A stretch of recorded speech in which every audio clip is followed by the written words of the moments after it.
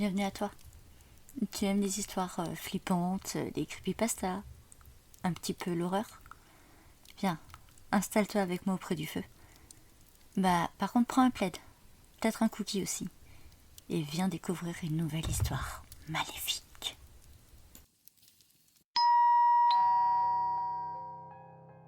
Des bonbons ou un sort?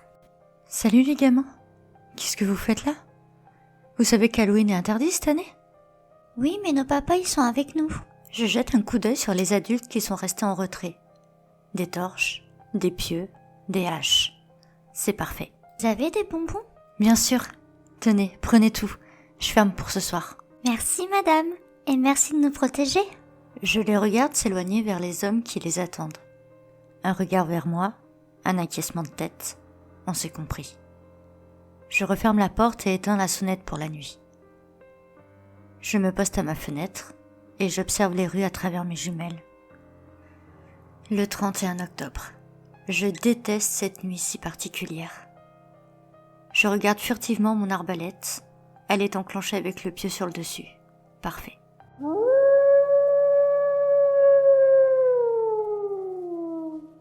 Mon loup fait les 100 pas au dehors, reniflant la truffe au vent, fixant la lune qui se fait ronde. Mais sans son alerte, je continue ma surveillance. Depuis des semaines, certains enfants ont disparu, puis retrouvés exsangues, 2 trous dans la gorge. Mais je le savais. Mon père m'avait prévenu, et mon grand-père avant lui. C'est ma destinée. Le sang des Van Helsing coule dans mes veines, et c'est à moi de faire le ménage dans ma ville. Et autant le dire tout de suite, la nuit d'Halloween est la pire de toutes. Je déteste cette nuit. Je déteste ces foutues chauves-souris. Je déteste le boulot qui m'attend après les avoir tués. Tirer en plein cœur n'est pas le pire. Ça non. Il suffit simplement de viser et je fais toujours un tir parfait. Non.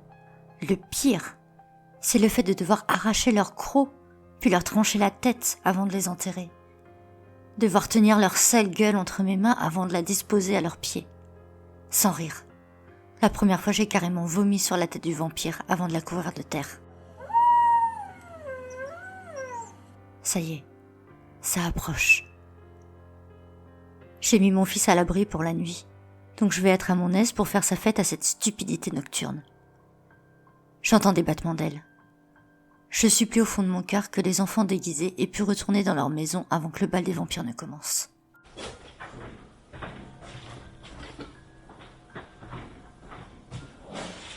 Ça commence à marcher sur le toit. Je prends mon arme.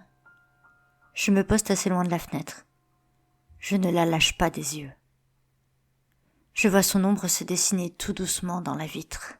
Trick or treat, jolie dame. L'œil sur les rideaux l'empêche d'approcher de trop près. De toute façon, tant que je ne l'invite pas, il ne peut pas entrer. Trick or treat, jolie dame. Il m'observe de ses yeux noirs. Son sourire laisse place à des crocs acérés. Allez, déplace-toi que je puisse voir ton cœur. Il se met à rire et se projette vers la fenêtre. Là, je tire à l'instant même où il touche la vitre. Il tombe d'un coup et j'entends son corps atterrir sur les pierres à l'arrière de la maison. Je m'approche tout doucement. Mon loup a cessé de hurler. Il s'assoit et me regarde à travers la vitre éclatée. Je l'ai eu. Je souris malgré moi. Je pourrais continuer le boulot jusqu'au bout, mais ce soir, nous sommes le 31 octobre. Ce ne sera donc pas le seul à me faire une visite. Je reprends mon poste, mes jumelles, et j'attends le prochain. Clairement, je déteste Halloween.